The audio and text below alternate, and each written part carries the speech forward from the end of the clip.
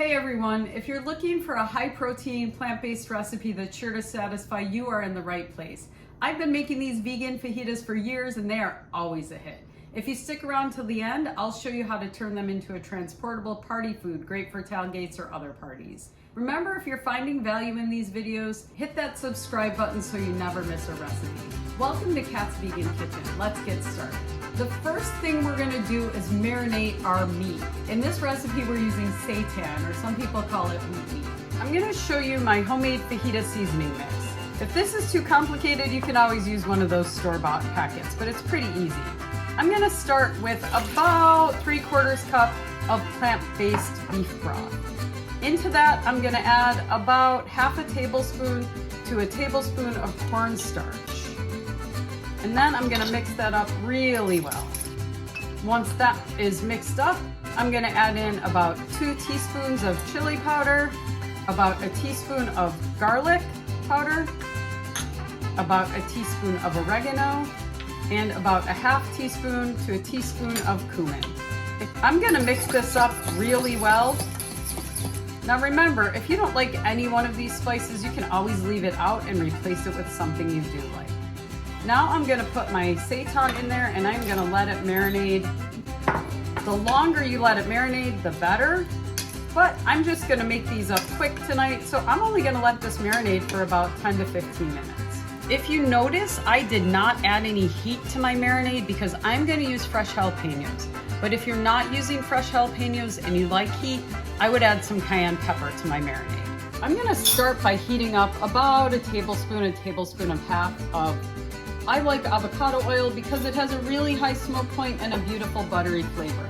You want your oil to be hot before you start. So if you sprinkle it with water and it sizzles, it's ready to go. Then I'm gonna add in 1 medium onion chopped up. I'm gonna saute that around just until my onion is coated with oil. Now, the vegetables are really the star in this show. You want them to have flavor. If you're eating an oil-free diet, you are free to use a little bit of your marinade or even a little bit of plant-based vegetable broth instead of oil. Now I'm gonna add in my bell peppers. I used 3 small bell peppers and I used a variety of colors because it's healthier for you and it adds more flavor. The trick to getting a good tasting fajita is to not overcook the vegetables. You want the peppers and the onions to be cooked so they're a little softer than if they're raw, but you also want them to maintain their amazing flavor. So I'm gonna saute these until I smell that onion, until it gets fragrant, until my vegetables get a little bit brighter. That's probably about 5 minutes. I love heat, so I'm gonna add in 1 jalapeno and I'm gonna mix that around. My peppers and onions have been cooking for about 5 minutes and they're starting to get soft. That jalapeno is gonna add beautiful heat. Make sure you taste your hot peppers so you don't add too many. The seitan doesn't need to really cook, it just needs to heat up. Now notice I'm adding it without all the liquid, but I will pour some of that marinade in a little bit. Now I'm gonna stir it around and let the seitan get a little seared and seasoned in with the hot peppers and the bell peppers and the onions.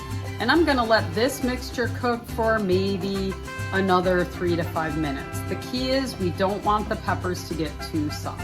My last step is I'm gonna add just a little bit of the marinade on. I don't want too much. I don't want it to be too soupy, but I do want it to infuse with a little bit more flavor. So I added about half of my marinade. I'm gonna stir it around and I'm gonna let it cook and thicken for another minute or 2. Okay, my fajitas are all ready. I'll show you how to serve them traditional style and I'll show you what I promised you how to serve them so you can transport them to parties. Okay, traditional style, you're just gonna take a high quality tortilla. These are my favorite. I used to live in Albuquerque, New Mexico, and they're made in Albuquerque, New Mexico.